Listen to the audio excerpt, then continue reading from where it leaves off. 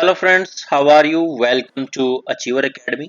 दोस्तों, आज हम ईवीएस की वीडियो लेकर आए हैं आपके लिए। ईवीएस के अंदर जब हम बात करते हैं फैमिली की, परिवार की, जहां से क्वेश्चन हर बार रहता है आपके एग्जाम के अंदर, तो हम इस वीडियो के अंदर पढ़ेंगे फैमिली, परिवार होता क्या है और परिवार जो कितने प्रकार के होते हैं, जिसमें एक पुरुष एक महिला से, या एक पुरुष जब दो महिलाओं से शादी कर लेता है, या एक महिला दो पुरुषों से शादी कर लेती है, तो परिवार क्या कहलाते हैं। उसके बाद हम बात करेंगे इन्फेंट मोर्टिलिटी रेट, जो शिशु मृत्यु दर होती है वो क्या होती है। फिर जो बात करेंगे चाइल्ड लेबर की, जो एक समस्या रहती है चाइल्ड लेबर, एक परिवारों के अंदर कुछ समस्याएं होती हैं। उसके बाद फिर हम बात करेंगे जैसे ये चाइल्ड लेबर को इरेडिकेट करने के लिए यूनिसेफ जैसी संस्थाएं हैं, वो संस्थाएं किस तरीके से योगदान कर रही है। अब हम बात करेंगे फैमिली की, परिवार की, कि फैमिली जो होती है क्या होती है। फैमिली की जब हम बात करते हैं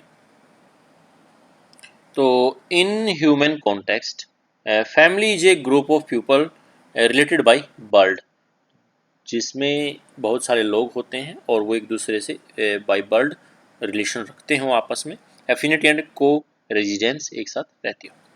इन a family there exist exist a feeling of love, तो फीलिंग ऑफ लव हो जहाँ पे, कोऑपरेशन हो, अटैचमेंट हो, और जो केयर हो अमोंग द मेंबर्स। जैसे आप जानते हैं, जब एक बच्चा बीमार पड़ जाता है परिवार में, तो सभी सदस्यों को तकलीफ होती है, उसकी केयर करना शुरू कर देते हैं।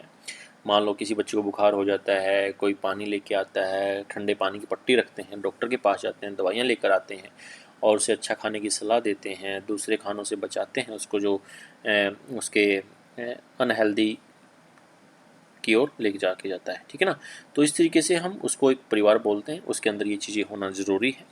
फिर बात करते हैं family is a primary institution, ये मेन पॉइंट है जिसको आपने याद रखना है। Primary institution for socialization of children, तो बच्चे को जो सामाजिक शिक्षा मिलती है तो सबसे पहले वो एक परिवार से ही मिलती है। आपने देखा होगा, जब किसी समाज के अंदर एक बच्चा किसी बड़े बुजुर्ग से दुर्व्यवहार करता है या उसका जो बोलने का सेंस अच्छा नहीं होता है, तो वो सीधा सीधा इंडिकेट करता है उसकी फैमिली को। तो आप कहते हैं भाई पता नहीं किस फैमिली से बिलोंग करता है बच्चा, कुछ सिखाया ही नहीं उसके परिवार वालों को। तो एक परिवार को जो हम देखते हैं वो एक प्राइमरी इंस्टीट्यूशन के रूप में देखते हैं। अब बात करते हैं, हम जो ये चैप्टर पढ़ रहे हैं फैमिली, परिवार पढ़ रहे हैं, हम टीचर बनने जा रहे हैं और पढ़ रहे हैं, तो भाई हम क्या है, एक परिवार का हिस्सा हैं।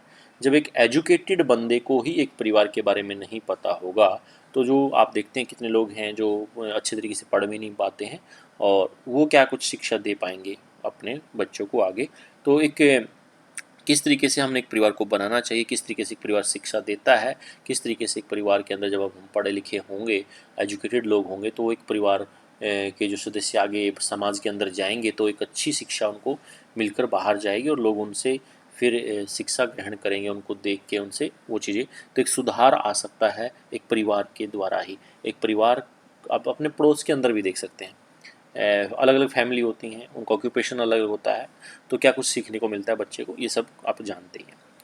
It plays a vital role in shaping of individual social life, एक सोशल लाइफ को उनकी बनाने के लिए एक शेप देता है एक परिवार, ये अहम रोल होता है परिवार का। Family is the basic unit of society, तो सोसाइटी की एक बेसिक यूनिट होती है, तो बेसिक यूनिट कौन होती है? फैमिली होती है। ये सारे पॉइंट आपने याद रखने हैं।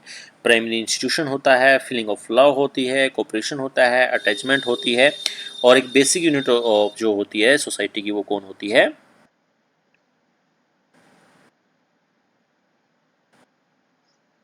बेसिक यूनिट ऑफ सोसाइटी होता है एक फैमिली। इसके बाद बात करते हैं वाई फैमिली इज इम्पोर्टेंट, एक जो परिवार है वो इतना अहम रोल क्यों अदा करता है, इम्पोर्टेंस क्या रखता है।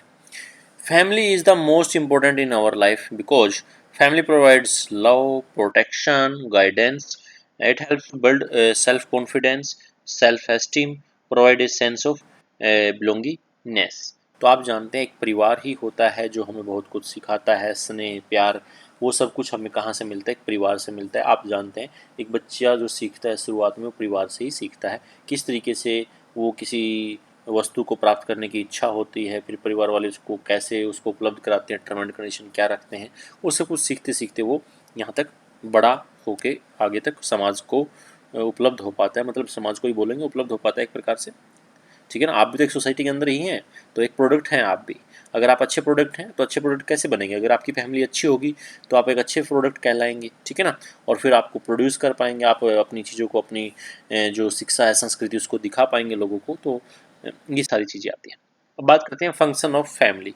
तो एक फैमिली के जो फंक्शन होते हैं वो कौन कौन से होते हैं, इसको अलग अलग थिंक करने, अलग अलग तरीके से आपके सामने उपलब्ध कराया है। जिसमें पहले बात करते हैं मैक्यूअर की, divides the function of family into two forms. इसने दो फॉर्म के अंदर इसको डिवाइड किया है। एक परिवार के जो फंक्शन है, फैमिली फंक्शन है, वो कौन कौन से, एक है असेंशियल जो बहुत ज़रूरी होते हैं, और एक नॉन असेंशियल जो इतने ज़्यादा ज़रूरी नहीं होते हैं। सबसे पहले बात करेंगे हम असेंशियल की। तो असेंशियल कौन कौन से हैं, इसमें फंक्शन आता है, इकोनॉमिक फंक्शन आता है, रिप्रोडक्टिव फंक्शन आता है, एजुकेशनल फंक्शन आता है, और सेक्सुअल फंक्शन आता है। तो ये फंक्शन आते हैं आपके असेंशियल फंक्शन के अंदर, ठीक है ना। तो कई बार क्वेश्चन बन जाता है कि जो मैक्यूअर के द्वारा जो फंक्शन ऑफ फैमिली में इकोनॉमिक फंक्शन है वो किस प्रकार का फंक्शन है, असेंशियल है कि नॉन असेंशियल है। तो ये आपका असेंशियल है। तो आप जानते हैं जैसे वो एक परिवार को चलाते हैं, तो परिवार को चलाने के लिए सबसे ज़रूरी क्या होता है, आर्थिक, है ना। तो आर्थिक तरीके से अगर आपके पास पैसा होगा, उपलब्ध होगा, इकोनॉमी होगी, तभी तो आप वो काम अपने परिवार को आगे बढ़ा पाओगे, ठीक है ना। तो इकोनॉमिक फंक्शन, फिर रिप्रोडक्टिव फंक्शन, एजुकेशनल फंक्शन और सेक्सुअल फंक्शन, ये आते हैं आपके असेंशियल के अंदर। इसके बाद आती है नॉन असेंशियल। तो नॉन असेंशियल्स में क्या क्या आता है, इसमें आता है आपका ऑयल रिक्रिएशनल एंटरटेनमेंट फंक्शन, ये नॉन असेंशियल के अंदर आते हैं, ठीक है ना। अब बात करते हैं ओगबर्न निमकॉफ, ओगबर्न निमकॉफ के द्वारा जो फैमिली को कैटेगराइज किया गया है, उसके फंक्शन को कैटेगराइज किया गया है, वो इनटू अफेक्शनल के अंदर किया गया है, इकोनॉमिक के अंदर किया गया है, प्रोटेक्टिव के अंदर किया गया है, रिलीजियस के अंदर किया गया है, एजुकेशनल के अंदर किया गया है, रिक्रिएशनल डोमेन। तो ये डोमेन दिए गए हैं। तो ओकबर्न और निवकोफ के द्वारा जो डोमेन दिए गए हैं आपकी फैमिली को, कि आपकी फैमिली में किस प्रकार के जो फंक्शन होते हैं वो होते हैं, आप जान गए होंगे। यहाँ पे अफेक्शनल होते हैं, मतलब एक दूसरे से आप चाहत देखते हैं परिवार की। जब एक परिवार का सदस्य काफ़ी समय तक दूर रहता है दूसरे परिवार से, और जब वो मान लो कोई जॉब करने वाला है आपकी फैमिली में, और वो जब आपके रिटर्न मतलब अपनी छुट्टियों में आता है, तो वो एक मिलता है, वो लगाव मिलता है उसको, कितने तरीके का, किस तरीके से उसके अंदर एक फीलिंग जनरेट होती है। इकोनॉमिक होता है, प्रोटेक्टिव होता है। प्रोटेक्टिव का मतलब जब एक छोटे से बच्चे को कहीं से गिर जाता है, चोट लग जाती है, तो किस तरीके से उसकी केयरिंग करते हैं, प्रोटेक्शन करते हैं उसका। रिलीजियस होता है, एक धार्मिक होता है, धार्मिक चीज़ें होती है हर परिवार के अंदर, चाहे वो किसी भी धर्म से जुड़ा है। एजुकेशनल होता है, शिक्षा होती है। रिक्रिएशनल एक रिक्रिएटिंग एक्टिविटी होती है। तो ये सारी चीज़ें आपको कहाँ मिलती हैं, फैमिली के अंदर। Handberg divide the function of family into 4 parts. इसने 4 भागों में बांटा है। तो वो 4 भाग कौन कौन से हैं, इसमें सबसे पहले बात करेंगे, इसमें प्राइमरी ग्रुप है। प्राइमरी ग्रुप में जैसे बात करते हैं satisfaction, cooperation and division of labour, care and training of children, regulation of sexual behaviour and reproduction, ठीक है। और इसके बाद जो टाइप्स ऑफ फैमिली की जब हम बात करते हैं, तो टाइप्स ऑफ फैमिली में हम बात करेंगे, एक होता है न्यूक्लियर फैमिली, जहाँ से क्वेश्चन आता है। न्यूक्लियर फैमिली होती है, एकल परिवार होता है। A family in which a married couple lives with their unmarried children, it is sometimes also called conjugal family, ठीक है ना, कंजुगल फैमिली। अब जो न्यूक्लियर फैमिली होती है उसमें जैसे एक पुरुष होता है, एक महिला होती है, और उसके जो बच्चे, दो तीन जो भी बच्चे हैं, एक बच्चा, मतलब उनकी शादियां ना हो बच्चों की, क्योंकि शादियां होंगी तो फिर उनकी बीवियां आ जाएंगी, तो परिवार बड़ा हो जाएगा। तो जब एक ऐसी फैमिली हो जिसमें हम कह सकते हैं एक मियाँ बीवी और दो बच्चे, तो ये कौन सी फैमिली होगी, न्यूक्लियर फैमिली हो गई। फिर आता है एक्सटेंडेड जॉइंट फैमिली, किसको बोलेंगे, it is a family in which married couple lives with his parents, grandparents, children, and other relatives. Earlier in India, most of the families were of this nature. जब भारत देश की जब हम बात करते हैं, जो एक्सटेंडेड जॉइंट फैमिलियाँ हुआ करती थी, जिसमें सारा परिवार मिलके रहता था, जिसमें दादा दादी और आगे जो पोता हैं पोती हैं वो रहते हैं, फिर उनकी जो शादियां हो जाती हैं, उनकी बीवियां आ जाती हैं। तो इस तरीके से चाचा ताऊ सब ज्वाइंट होकर रहते हैं, उसको जॉइंट फैमिली बोलते हैं, एक्सटेंडेड फैमिली बोलते हैं। तो ये इंडिया में देखने को मिलता था, लेकिन अब नया कंसेप्ट किस तरीके से आ गया है, अब जो जॉइंट फैमिलियां हैं वो बहुत कम देखने को मिलती हैं, गायब ही हो गई हैं। अब एकल फैमिली आप जानते हैं, देखते हैं, ठीक है ना। कई बार कमेंट भी आ जाते हैं, होता है ना कई बार, भाई छोटा परिवार सुखी परिवार, ये चीज़ें हैं। तो इस तरीके से मैट्रिलोकल फैमिली की जब हम बात करते हैं, it is a family where mother heads the family, and in this type of family couples live with or near the females family after the marriage. Matrilocal family का मतलब ये होता है जब एक लड़का लड़की मान लो आपस में शादी करते हैं, और जब लड़की के यहाँ पे लड़के को रहना पड़ शुरू कर दे, मतलब वो अपनी सास ससुर, लड़का अपने सास ससुर के यहाँ रहना शुरू करेगा, तो उसको मैट्रिलोकल फैमिली बोलेंगे, ठीक है ना। जिसमें लड़का लड़की के माता पिता के घर में रहे, या लड़की के घर में जब लड़का रहे तो उसको बोलते हैं मैट्रिमोनियल फैमिली, ठीक है। फिर आता है पैट्रिलोकल फैमिली। पैट्रिलोकल फैमिली वो होती है a family where father heads the family, and in this type of family couple live with the or near the female males family after the marriage. मतलब जिसमें जो हेड हो वो फादर हो उसका, और इसमें लड़की लड़के के घर पे आती है, तो उस फैमिली को पैट्रिलोकल फैमिली बोलते हैं, ठीक है। Consanguineous family consanguineous family means of same blood, it means in this kind of family divide the individual who have descended from the same ancestor live together। तो इस फैमिली के अंदर क्या होता है, जब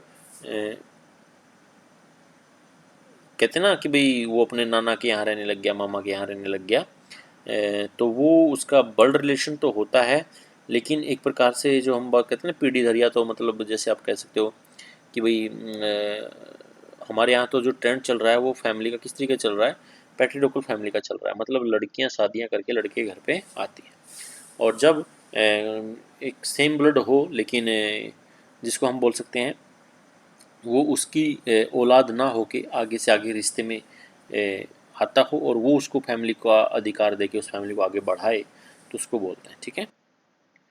अब बात करते हैं कैरेक्टरिस्टिक ऑफ फैमिली, फैमिली की कैरेक्टरिस्टिक्स क्या होती हैं। तो कैरेक्टरिस्टिक्स की जब हम बात करते हैं, हेरिडेटरी रिलेशन होता है, वंशानुगत संबंध होना चाहिए परिवार, उसको हम परिवार बोलेंगे जिसमें एक वंशानुगत संबंध होता है। जैसे आगे लड़का हो जाता है वो परिवार को चलाता है, लड़की हो जाती है तो वो दूसरे के यहाँ शादी होकर उसका परिवार शुरू हो जाता है। या मान लो जिसको भाई नहीं है, सिर्फ बहनें बहनें हैं, तो फिर उसमें लड़का शादी करके उस घर में आ जाता है। Member in a family are related to each other by heredity, and traits are transferred from one generation to next generation, ठीक है। इकोनॉमिक फंक्शन, आर्थिक कार्य होना जरूरी है। Family provides economic support to its members of families earn money by engaging in any economic activity. आप जानते हैं एक परिवार में क्या इकोनॉमिक फंक्शन तो होगा ही होगा, कैसे होगा भाई, आप जानते हैं जब बच्चा होता है वो कमाता नहीं है, बूढ़ा होता है तब भी नहीं कमाता, तो एक एज होती है, यूथ एज आती है, और उसमें हम कमाना शुरू कर देते हैं। तो परिवार के मेंबर होते हैं, कोई किसी तरीके का ऑक्यूपेशन किए हुए है, कोई कहीं गवर्नमेंट जॉब में है, कोई कहीं पे है, ठीक है ना, वो चीज़ें देखने को मिलती हैं। असेंशियलिटी ऑफ मैरिज, विवाह की अनिवार्यता होती है। आप जानते हैं इस परिवार के सभी सदस्यों को शादी करना अनिवार्य है। एक प्रकार से आप देखोगे कुछ समय के बाद जब बच्चा होता है, बड़ा हो जाता है, तो उसकी शादी कर दी जाती है। तो एक विवाह क्या होता है, एक अनिवार्यता नजर आती है हमारे अंदर, परिवारों के अंदर। To reproduce is the very essential function of human and any living being. Marriage helps in caring the family, ठीक है ना। सोशल सिक्योरिटी, सामाजिक सुरक्षा होती है, जिसमें family provides security to its members and its basic unit of social security. ये तो ये फंक्शन जो आप बात करते हैं कैरेक्टरिस्टिक्स थी आपकी फैमिली की। और अकॉर्डिंग टू अरस्तु की जब हम बात करते हैं, फ्रेंडशिप की जब हम बात करेंगे, तो जो फ्रेंडशिप होती है वो according to Aristotle, friendship can be classified into 3 types. अब बात करते हैं फ्रेंडशिप, परिवार हो गया, तो परिवार के बाद जब हम बात करते हैं फ्रेंडशिप आ जाता है यहाँ पे पॉइंट। जब हम एक दूसरे के साथ मित्रता करते हैं तो किस प्रकार की मित्रता करते हैं। पहली होती है फ्रेंडशिप ऑफ यूटिलिटी, उपयोगिता की मित्रता होती है। In this kind of friendship two people are friend for sake of their own interest. यहाँ पर जो मित्रता एक दूसरे से हम करते हैं वहाँ पर अपने इंटरेस्ट के लिए हम करते हैं। जैसे किसी से हम मित्रता कर रहे हैं खेल के प्रति कर रहे हैं कि हम जो खेल खेल रहे हैं वो खेल उसको खेलना आता है, और तो हम उससे अपनी मित्रता इसलिए कर रहे हैं क्योंकि हमारी उसकी ज़रूरत है, उस टाइम पे इंटरेस्ट होता है। ठीक है ना, हर किसी का अलग तरह का इंटरेस्ट होता है। तो या किसी दोस्त के पास मोटरसाइकिल है, आपके पास मोटरसाइकिल नहीं है, आप उससे दोस्ती कर रहे हैं इसलिए क्योंकि आपको उसकी मोटरसाइकिल की आवश्यकता है। ठीक है ना, तो उसको बोलेंगे हम उपयोगिता की मित्रता, वो आपका मित्र उपयोगिता के आधार पर बना हुआ है। फ्रेंडशिप ऑफ प्लेजर, खुशी की दोस्ती। In this kind, people share common interest and pleasure. They share their moment of pleasure with each other. तो फ्रेंडशिप ऑफ प्लीजर होती है, एक खुशी की दोस्ती होती है जहाँ पर एक दोस्त बनने के बाद आपको कोई जो आपका मोटो नहीं होता है, बस एक दोस्त अटैचमेंट बन जाती है, आप उसके साथ खेलते कूदते हैं जो भी है, तो आप उसको सिर्फ आप उसके पीछे आपका कोई एम नहीं होता, आपके उसको उसके साथ दोस्ती करने का कोई ये मेन मुद्दा नहीं होता कि मैं इससे ये फ़ायदा उठा लूँ, ये कर लूँ वो कर लूँ।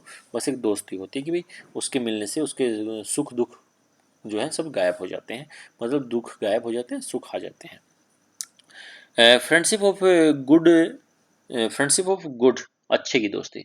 इन this kind of friendship two friends have mutual respect for one another. This type of friendship is not because for mutual interest on pleasure. एक वो दोस्ती होती है कि अच्छे की, मतलब जैसे एक सोसाइटी में एक अच्छा बंदा होता है ना, जिसकी एक वैल्यू होती है एक प्रकार से, भाई हाँ ऐसा बनो वैसा बनो।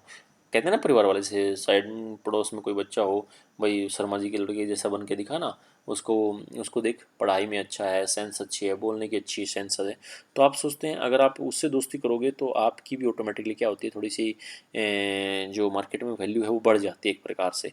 तो ऐसे हम देखते हैं कि कुछ दोस्त ऐसे बनाते हैं जिससे हमारा जो है ना मोरलिटी जो है वो लोगों को अच्छी लगे कि भाई हाँ इसके अंदर मोरलिटी होगी, इसके अच्छे ये इसके साथ दोस्ती है। कई बार आप देखते हैं जो कुछ शरारती तत्वों के साथ मिल जाते हैं तो आप ऑटोमेटिकली उन जैसे समझे जाते हैं समाज के द्वारा। तो ये कुछ चीज़ें जो आप देख रहे हैं कि मार्केट में, मार्केट बोल सकते हैं आप या समाज बोल सकते हैं, कुछ भी कह सकते हैं। तो यहाँ पर दोस्ती तीन प्रकार से देखी आपने उपयोगिता की। अब आपने देखना है आपका जो दोस्त है वो आपने उपयोगिता के आधार पे बना रखा है या खुशी के आधार पे बना रखा है, या अच्छा लोगों को ये लगे कि हाँ भाई हम बहुत अच्छे लोग हैं इसलिए बना रखा है। तो आप अपने आप को समझ सकते हैं, अपने दोस्तों को देख सकते हैं कि यहाँ पर वो आपका दोस्त किस टाइप की कैटेगरी के अंदर आता है। ठीक है ना, तो नेक्स्ट बात करते हैं हम। यहाँ पर नेक्स्ट देखते हैं family form on the basis of marriage of two types. तो जब हम यहाँ पर बात करते हैं फैमिली की, जो फैमिलियाँ हैं, परिवार जो बनते हैं शादी के आधार पे जो बनते हैं वो दो प्रकार से बनते हैं। एक होता है मोनोगैमिनस फैमिली होती है, in which one man marry one women at a time. तो मोनोगैमस फैमिली वो होती हैं जहाँ पर एक पुरुष एक महिला से शादी करता है या एक महिला एक पुरुष से शादी करती है। फिर आता है पॉलीगैमिनस फैमिली, वो होती हैं is formed by the concurrent marriage of one sex to two or more members of the opposite sex. Polygamous family is of two types.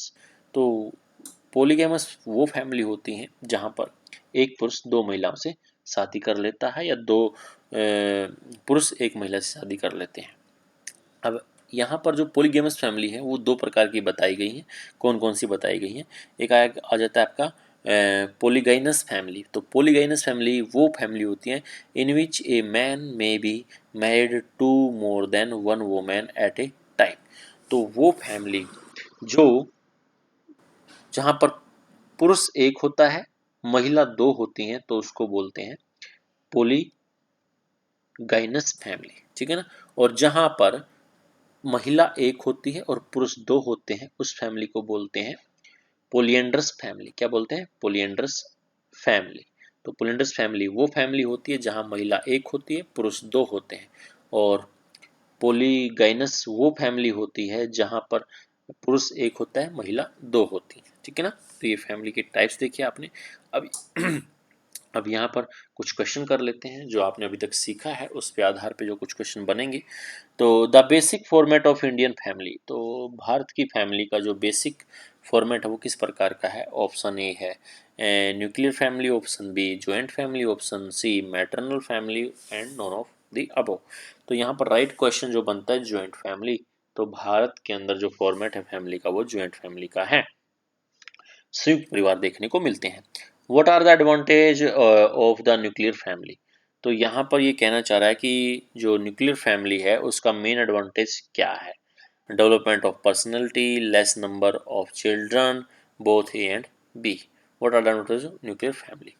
तो यहाँ पर जब हम बात करते हैं न्यूक्लियर फैमिली का, तो एक छोटा परिवार होता है जिसमें एक पुरुष, एक महिला और 2 बच्चे हों उसके, तो उसमें क्या क्या होता है? डेवलपमेंट ऑफ पर्सनैलिटी होती है, लेस नंबर ऑफ चिल्ड्रन होते हैं, ठीक है ना? तो दोनों पॉइंट ओके। अब बात करते हैं from the following does not provide by family. Family के द्वारा क्या प्रोवाइड नहीं होता? Physical development, mental development, emotional development.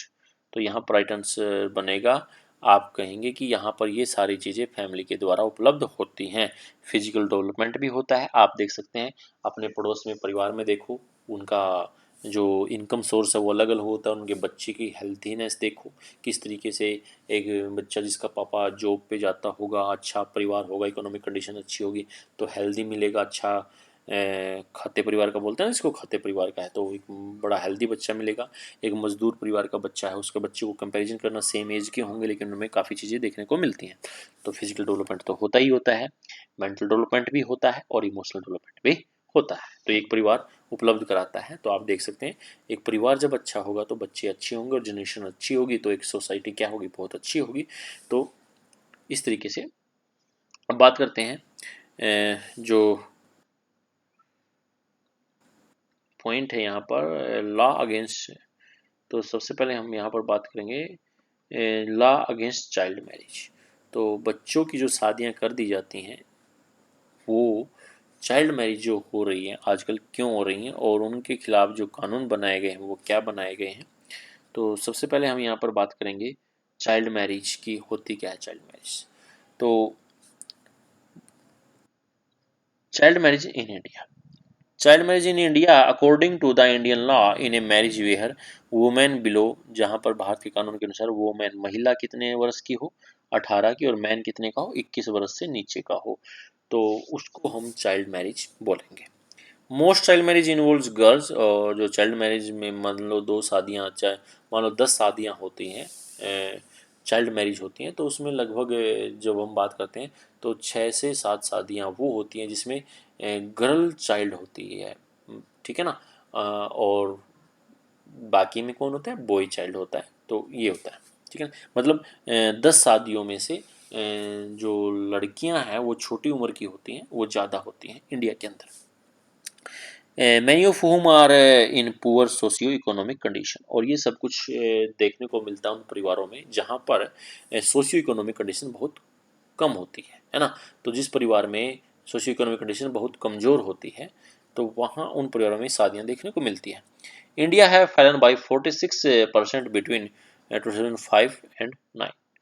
तो 2005 से 9 के बीच में तो जो चाइल्ड मैरिज है इंडिया के अंदर वो 46% था। कितना था? 46% था।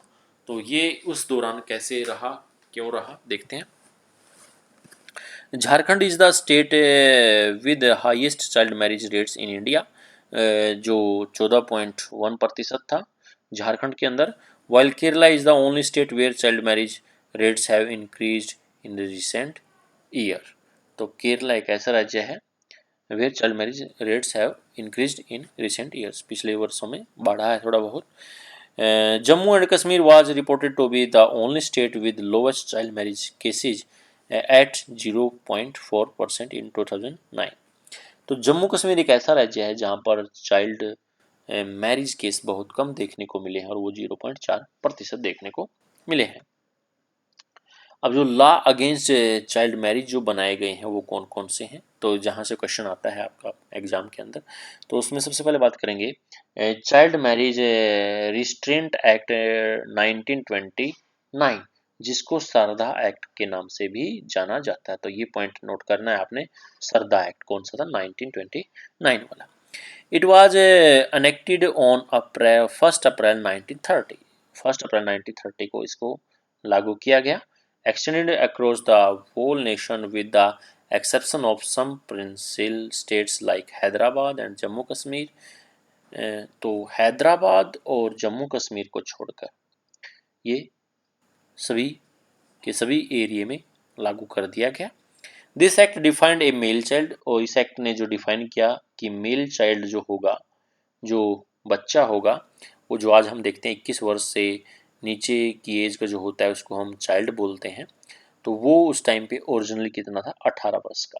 तो वहाँ पर लड़के को 18 वर्ष से ऊपर होना चाहिए था शादी के लिए, और younger a female child age 18 year.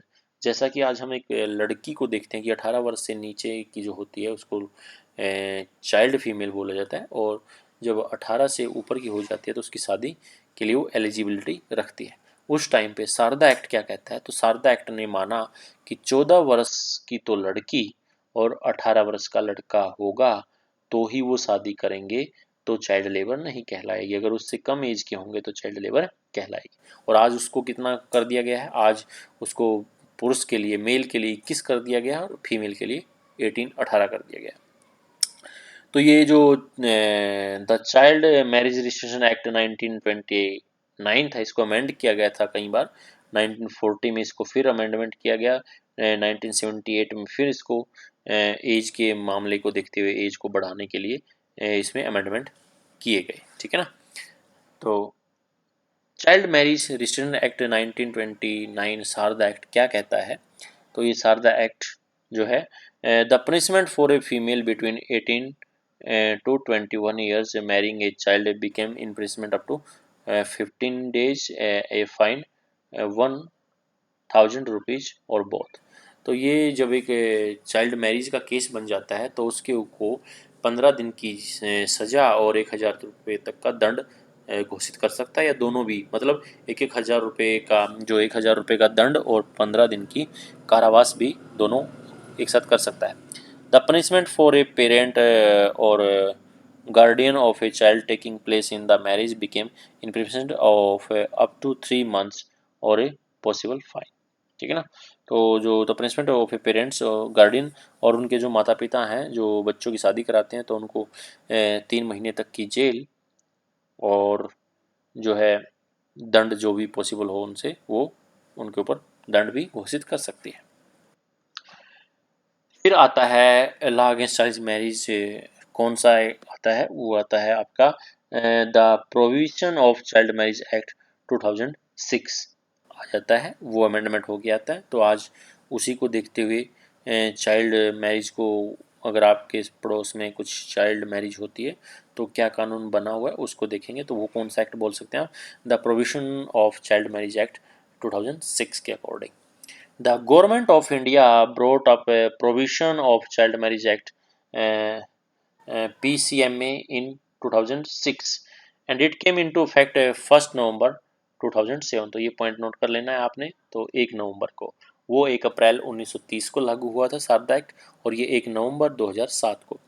To address and fix the shortcoming of Child Marriage Registration Act, any male over 18 years of age who enter into the marriage with a minor or anyone who directs of conduct of child marriage ceremony can be punished with up to 2 years of imprisonment or a fine।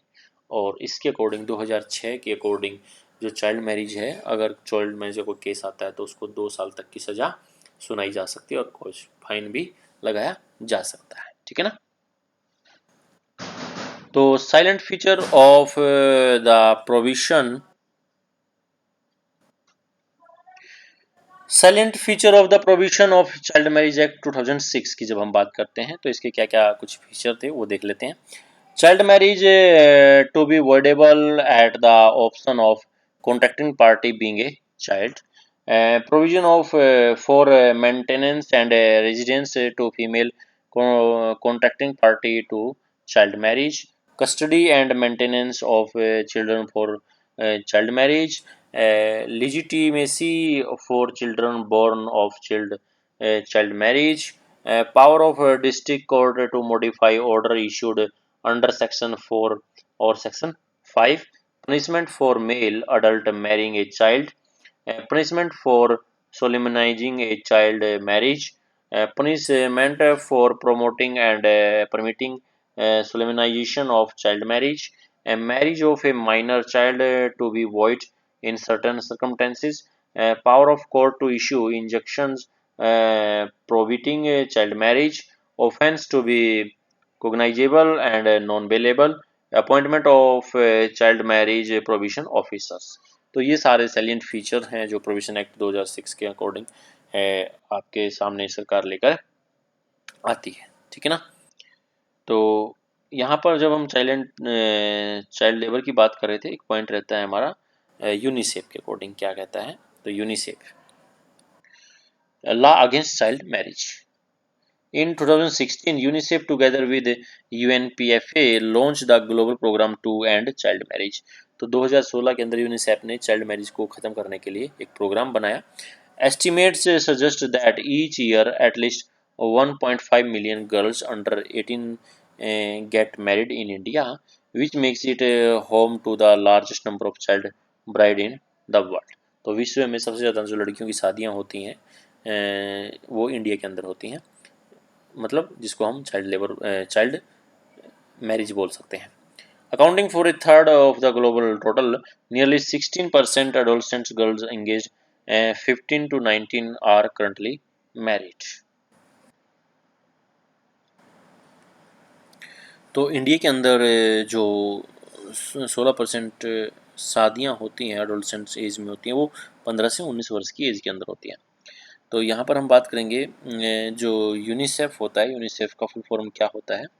United Nations international children emergency fund, जिसको United nation children fund के नाम से भी जाना जा सकता है, जिसका मुख्यालय न्यूयॉर्क में है, यूएसए के अंदर है, ठीक है ना। तो ये पॉइंट हमारे क्लियर हो चुके थे।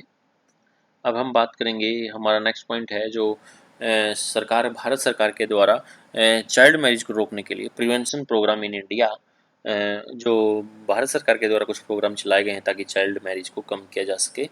तो उसमें आप बात कर सकते हैं अपनी बेटी अपना धन, अपनी बेटी अपना धन, जिसको हम बोल सकते हैं माई डॉटर माई वेल्थ के नाम से जाना जाता है, is one of the India's first conditional cash transfer program dedicated to delaying young marriage across the nation.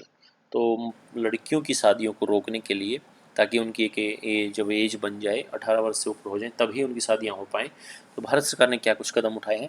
In 1994 the Indian government implemented this program in the state of Haryana. तो state of Haryana के अंदर 1994 के अंदर ये programme शुरू किया गया। On the birth of mothers first second third child they are sent to receive 500 जो $11 के बराबर होते थे, the first 15 days to cover their post delivery, ये उसको डिलीवरी के बाद दिए जाते थे 15 दिन, ताकि महिला की स्थिति अच्छी बनी रहे, वो अपने खान पान का उस पैसे से कुछ कुछ सामान ले पाए। Along with this the government gives $2500 to invest a long term saving bonds in the daughter's name which can be later cashed for 25,000। यहाँ पर क्या किया गया, लड़की के लिए एक long term condition saving account bond खोल दिया गया, जिसमें बच्ची का जन्म होते ही उसके खाते में 2500 भारत सरकार द्वारा डाल दिए जाते थे, और उसको वो तब मिलते थे जब उस लड़की की शादी 18 वर्ष से ऊपर ही हो पाती थी, ठीक है ना। तो यहाँ पर देखते हैं she can only receive the money if she is not married, can only receive the money if she not married, मतलब एज ए चाइल्ड लेबर, ठीक है ना। तो वो आफ्टर 18th बर्थडे, उसके 18वें बर्थडे तक अगर उसकी शादी नहीं होती है तो ही उसको पैसा मिलता था, ठीक है। अब बात करते हैं यहाँ पर जो मेल फीमेल में चाइल्ड मैरिज है वो कितने % है, इंडिया में कहाँ तक है, और किस स्टेट के अंदर ज़्यादा देखने को मिलता है। तो यहाँ पर देख सकते हैं आप महिलाओं की पुरुषों की, तो आप देख सकते हैं महिलाओं की शादी ज़्यादा कहाँ देखने को मिलती है, किस स्टेट के अंदर देखने को मिल रही है। तो जहाँ पर फीमेल चाइल्ड मैरिज है और मेल है, तो यहाँ पर ये आप देख रहे हैं डार्क कलर के अंदर, तो ये डार्क कलर के अंदर जो नज़र आ रही हैं आपको, ये फीमेल आ रही हैं। तो आप देख सकते हैं कि फीमेल चाइल्ड की शादियाँ ज़्यादा हो रही हैं और मेल चाइल्ड की शादियाँ क्या हो रही हैं, कम हो रही हैं, ठीक है। तो इसके पीछे बहुत सारे पॉइंट होते हैं, वो नोट देख सकते हैं आप। तो इंडिया के अंदर जब हम बात करते हैं तो इंडिया में हम बात कर रहे हैं 5.3% जो पुरुष हैं और 24.9 जो है महिला हैं, फीमेल चाइल्ड हैं। तो यहाँ पर शादियाँ सबसे ज़्यादा फीमेल चाइल्ड की होती हैं।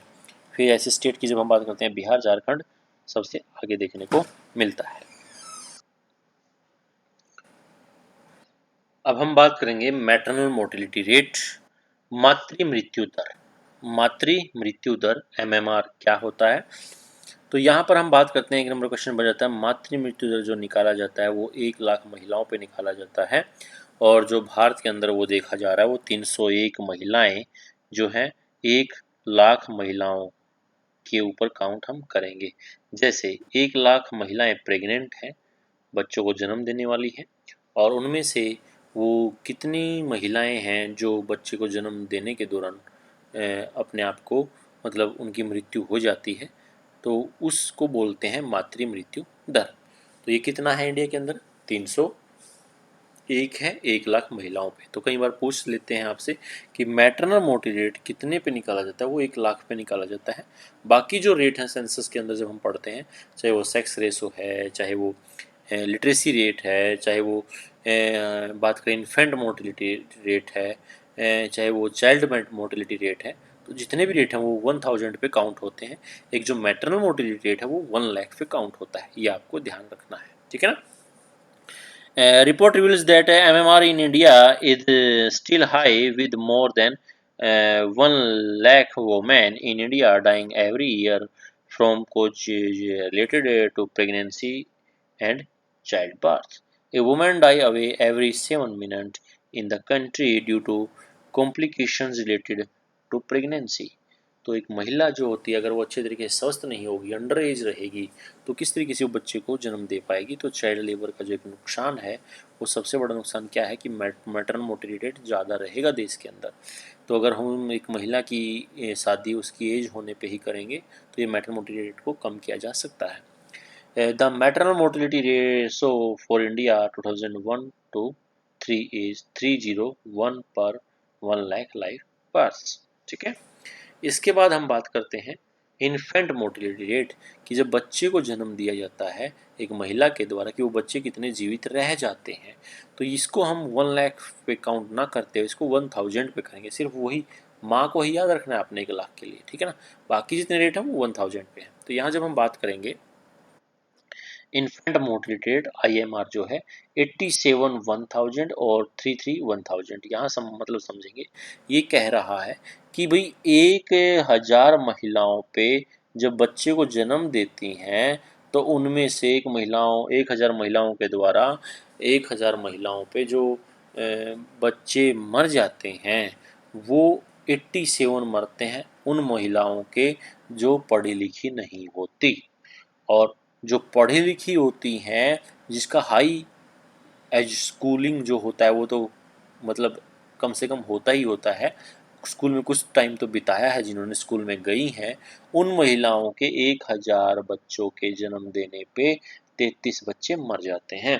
तो यहाँ एक चीज़ निकल के आई कि एजुकेटेड महिलाएं जो होती हैं वो कहीं ना कहीं अपने आप को फिजिकल तरीके से या जो खान पान के तरीके से है या उसका स्कूलिंग के दौरान जो टाइम निकल जाता है थोड़ी सी एजुकेटेड होने के कारण, तो कहीं ना कहीं वो इन्फेंट मोर्टेलिटी रेट को क्या करता है, कम करता है।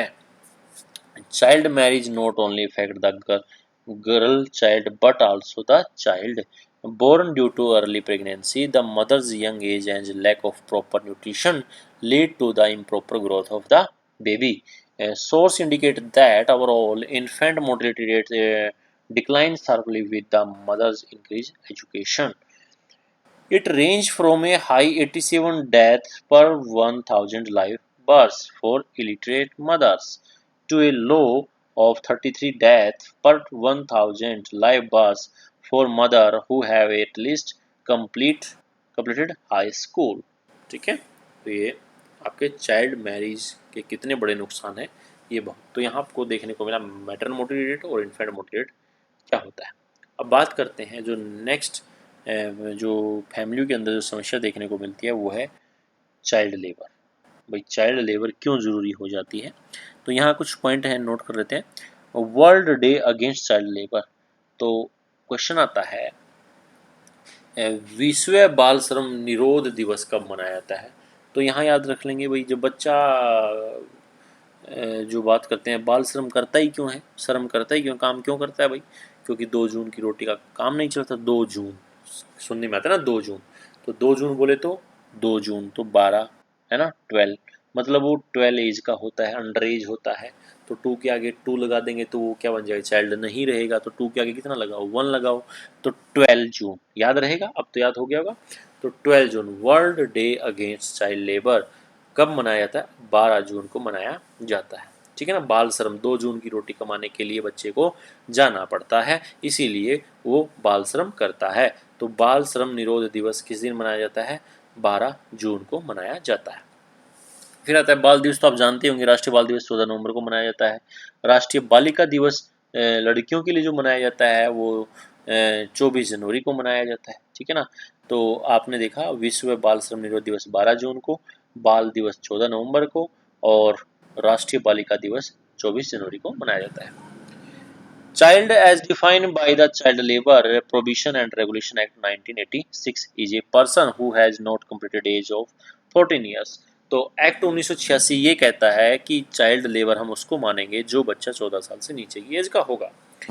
The International Labour Organization (ILO) launched the World Day Against Child Labour in 2002 to focus attention of the global extent of child labour and action and efforts needed to eliminate it each year on 12 जून। तो child labour को ख़त्म करने के लिए international labour organisation के द्वारा ये मुहिम चलाई गई।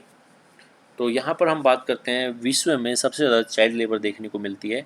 यहाँ पर बात करेंगे अफ्रीका कॉन्टिनेंट, नेक्स्ट है एशिया और पैसिफिक के अंदर, और उसके बाद अमेरिका, उसके बाद यूरोपियन कंट्री, और उसके बाद अरब स्टेट्स। तो आप देख सकते हैं किस तरीके से अलग अलग कॉन्टिनेंट के अंदर चाइल्ड लेबर देखने को मिल रही है। जहाँ पर आप देख रहे हैं एजुकेशन बहुत कम है, डेवलपमेंट नहीं है, तो वहाँ पर चाइल्ड लेबर देखने को ज़्यादा मिल रही है। तो चाइल्ड लेबर डे समझ में आ गया आपको। अब बात करते हैं यूनिसेफ के। तो UNICEF define child labour differently, तो इसने चाइल्ड लेबर को अलग अलग तरीके से डिफाइन किया है। A child suggest UNICEF is involve in A child labour activity, कैसे वो इन्वॉल्व होता है और किसको हम चाइल्ड लेबर के नाम से जाना किसको बोलेंगे।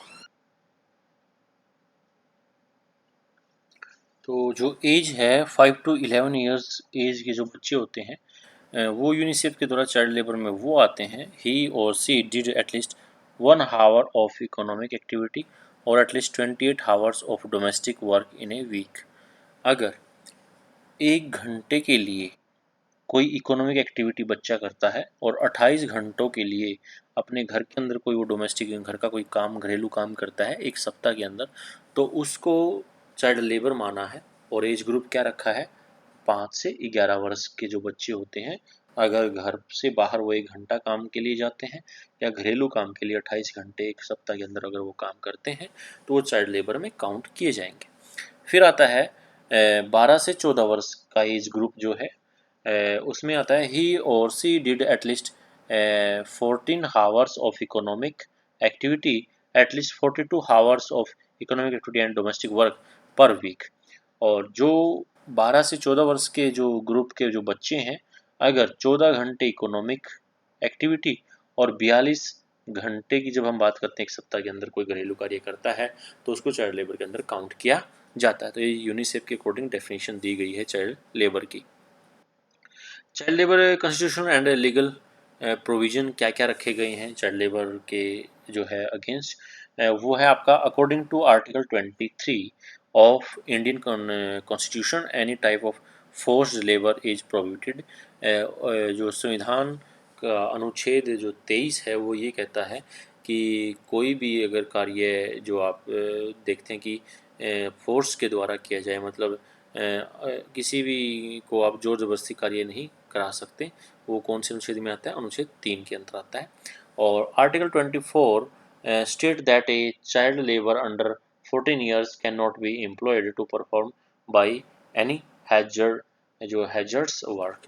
और अनुच्छेद 24 क्या कहता है? अनुच्छेद 24 श्रम जो बाल श्रम को रोकने की बात करता है, चाइल्ड लेबर को, कि भाई 14 वर्ष से नीचे की उम्र का बच्चा कहीं पे भी किसी फैक्ट्री के अंदर काम नहीं कर सकता। कौन कहता है? अनुच्छेद 24। फिर आता है article 39 states that the health and strength of workers man and women and the tender age of children are not abused. तो ये कहता है कहीं पर भी जो किसी भी वर्कर की हेल्थ कंडीशन को देखते हुए, चाहे इसमें महिला है पुरुष है, तो उनके प्रति अनुच्छेद 39 ये कहता है कि भाई किसी भी जगह पे कोई अगर कार्य करने वाला पुरुष है महिला है तो उसके साथ उसके स्वास्थ्य के साथ और उसकी जो हेल्थ के साथ है वो खिलवाड़ नहीं होना चाहिए। वो उसके लिए आप देखते हैं वो अनुच्छेद, आपने देखा हो एम्प्लॉय का खुद का इंश्योरेंस भी किया जाता है ना। किसी भी कंपनी, कोई कंपनियां होती हैं वो खुद अपने एम्प्लॉय का इंश्योरेंस प्रोवाइड कराती हैं, तो किसको देखते हुए कराती हैं? वो आर्टिकल 39 के according. In the same manner, Child Labor Act Prohibition and Regulation 1986 prohibits children under the age of 14 years to be working in hazardous industrial processes. तो जो प्रोविशन एंड रेगुलेशन एक्ट 1986 क्या कहता है? वो ये कहता है कि 14 वर्ष से कम आयु का बच्चा को जो वो फैक्ट्रियां जो जहाँ पर जोखिम भरी फैक्ट्रियां होती हैं या कोई जोखिम भरी प्रोसेस के द्वारा चलाई जाने वाली जो फैक्ट्रियां होती हैं वहाँ पर वो काम नहीं कर सकता। Policy intervention such as MNREGA 2015, MNREGA 2005, the right to education act 2009 and the midday meal scheme have paved the way for children to be in schools along with guaranteed wages employment unskilled for rural families। तो ये जो मनरेगा जैसी सुविधाएं हैं, right to education है, mid day meal जैसी scheme है, ये कुछ स्कीम चलाई गई ताकि चाइल्ड लेबर को कम किया जा सके। After it's independence from colonial rule, India has passed a number of constitutional protection and laws on child labor. The Constitution of India, in the fundamental rights and directive principle of states policy, prohibited child labor below age 14 years in any factory of or mine or castle or engaged in any other hazardous employment. Article 24 ये कहता है। The Constitution also envisaged that India shall by 1960 provide infrastructure and resources for free and compulsory education to all children of the age 6 to 14 years। Article 21A। तो अनुच्छेद 21 कै और article 45 क्या कहते हैं? ये कहते हैं कि बच्चों को जो है कंपलसरी एजुकेशन दिया जाए 6 से 14 वर्ष तक। तो जब बच्चे को 6 से 14 वर्ष तक स्कूल में डाला जाएगा तो कोई दूसरे कार्य नहीं कर पाएगा, तो चाइल्ड लेबर को रोका जा सकता है। India has a federal form of government and labour being a subject in the concurrent list.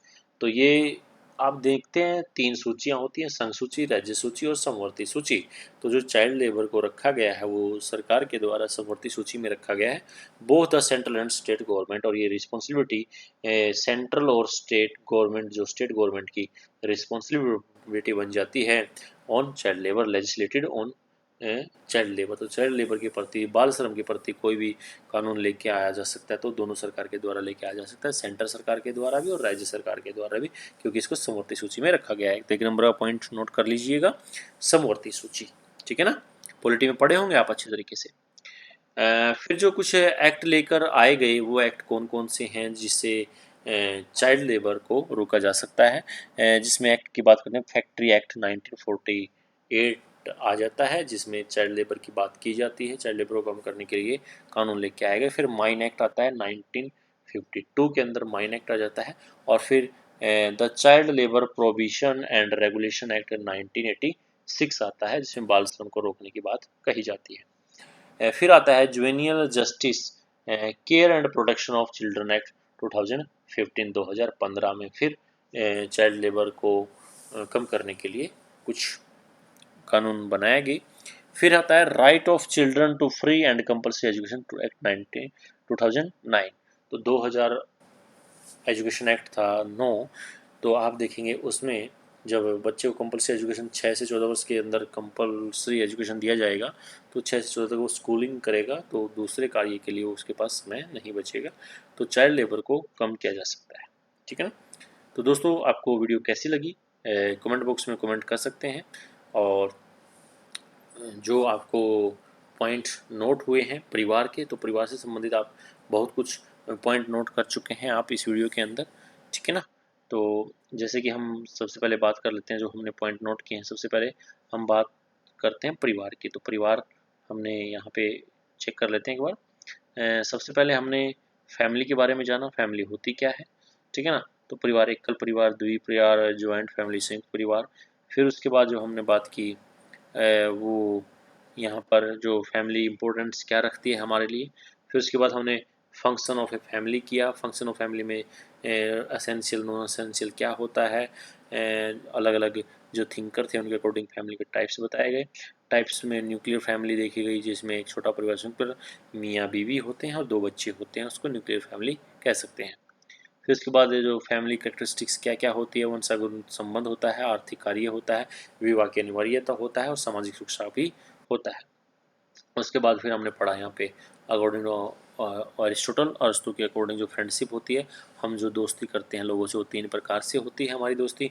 उपयोगिता की मित्रता, मतलब आप जो मित्रता कर रहे हैं आप उस यूटिलिटी देख रहे हैं, वहाँ पे आपका इंटरेस्ट क्या है, उससे फ़ायदा क्या होने वाला है, इसलिए आपने उससे दोस्ती कर रखी है। फिर खुशी की दोस्ती, फ्रेंडशिप ऑफ प्लेजर, जहाँ पर आपको कोई इंटरेस्ट नहीं होता है, कोई एम नहीं होता है। ठीक है ना। एक दोनों का कॉमन इंटरेस्ट होता है इसलिए वो दोस्ती होती है। फिर आता है फ्रेंडशिप ऑफ गुड, अच्छे की दोस्ती ये होती है कि आप सोसाइटी के अंदर आप अपने आप को अच्छा साबित करना चाहते हैं, अच्छे लोगों से मिलोगे तो अच्छे बनोगे, अच्छे कहलाओगे। तो इस तरीके से आपने देखना कि आप जिन्हें फ्रेंडशिप कर रखी है जिन लोगों से, वो किस तरह की फ्रेंडशिप है आपके पास। फिर उसके बाद हमने फैमिली अकॉर्डिंग टू मैरिज देखा था, अलग अलग तरह की थी। मोनोगैमिनस फैमिली थी, पॉलीगैमिनस फैमिली थी, पोली पोलीजियनस फैमिली थी और पोलियंड्रस फैमिली थी, जहाँ पर पुरुष महिलाएं दो दो मेल फीमेल से शादी कर लेते हैं। फिर उसके बाद हमने कुछ क्वेश्चन किया था फैमिली से संबंधित, और फिर हमने देखा था कि मुख्य समस्याएं जो थी law against child marriage India के अंदर किस किस तरीके से किस किस एज में हो रही है, कितने परसेंटेज लोग इंडिया के अंदर चाइल्ड मैरिज के अंतर्गत आते हैं। फिर उसको चाइल्ड मैरिज को ख़त्म करने के कुछ एक्ट आए जिसमें शारदा एक्ट प्रमुख है, कब लागू हुआ, 1 अप्रैल 1930 को लागू हुआ था हैदराबाद जम्मू कश्मीर को छोड़कर। और उस टाइम पे एज महिला के लिए 18 वर्ष और पुरुष के लिए महिलाएं के लिए जो थी वो 14 वर्ष थी और पुरुष के लिए थी 18 वर्ष थी, जो आज हम देख रहे हैं जहाँ पुरुष के लिए 21 वर्ष है, महिला के लिए 18 वर्ष है। फिर उसके बाद जो सजाएं थी 15 दिन की सज़ा या 1,000 रुपये का जो फाइन लगता था। फिर उसके बाद जो कानून बनाया गया चाइल्ड मैरिज एक्ट 2006 बनाया गया, जो 1 नवंबर 2007 को लागू किया गया, और उसमें 2 वर्ष का कारावास का प्रबंध किया गया। और फिर उसके बाद कुछ फीचर थे एक्ट 2006 के मैरिज वाले के, चाइल्ड मैरिज के। फिर सरकार के द्वारा प्रिवेंशन प्रोग्राम भी चलाए गए हैं, अपनी बेटी अपना धन के नाम से, माई डॉटर माई वेल्थ के नाम से आप जानते हैं। जैसे ही महिला बच्चे को जन्म देती है तो 2500 रुपये का लॉन्ग टर्म उसका सेविंग अकाउंट ओपन हो जाता है, और उसको वो 18 वर्ष की पूर्ण होने के बाद ही उसको मिलता है। अगर 18 वर्ष से पहले उसकी शादी हो चुकी होती है तो उसको वो नहीं मिलता। फिर इंडिया के अंदर किस तरीके से चाइल्ड जो है मेल है फीमेल है उनकी सबसे ज़्यादा शादियाँ किसकी होती है, तो भारत के अंदर जो फीमेल चाइल्ड होती हैं उनकी शादियाँ ज़्यादा हैं, मतलब चाइल्ड मैरिज में सबसे ज़्यादा फीमेल आती हैं और मेल कम आते हैं। तो यहाँ पर आप वो नोट कर चुके थे। फिर उसके बाद मैटरनल मोर्टेलिटी रेट क्या होता है, मातृ मृत्यु दर जो 301 है, 1 लाख महिलाओं पे काउंट होता है। तो महिला की अगर उसके बचपन में ही शादी कर दी जाएगी तो बच्चे को जन्म देने के लिए वो अच्छे से तैयार नहीं होगी, तो मैटर मोर्टेलिटी रेट वहाँ पर बढ़ेगा। ठीक है ना। उसके बाद फिर इन्फेंट मोर्टेलिटी बच्चे कितने जन्म ले पाते हैं अच्छे तरीके से। और उसके बाद फिर हमने चाइल्ड लेबर देखा, चाइल्ड लेबर में एक दिवस याद रखे जो पेपर में आते हैं हमारे पास। यहाँ 3 दिवस याद किए थे हमने। विश्व बाल निरोध दिवस 12 जून को, राष्ट्रीय बाल दिवस 14 नवंबर को, राष्ट्रीय बालिका दिवस 24 जनवरी को। ठीक है ना। तो कैसे याद रखा था, 2 जून की रोटी कमाने के लिए ही तो बच्चा काम पे जाता है, तो 2 जून है ना। और 2 जून के आगे क्या लगा दोगे, 1 लगा दो तो कितना बन गया 12 जून। तो 12 जून को world day against child labour बन जाता है। अगर 2 लगा दोगे तो फिर वो चाइल्ड नहीं रहेगा क्योंकि वो 18 वर्ष से ऊपर हो चुका होगा, तो 22 जून नहीं हो सकता है ना, तो कितना होगा 12 जून होगा, याद रहेगा। और फिर उसके बाद हमने यूनिसेफ के अकॉर्डिंग जो चाइल्ड लेबर क्या क्या होता है वो नोट किया था, ठीक है ना। अलग अलग एज ग्रुप में थे। Thanks for watching this video, have a nice day.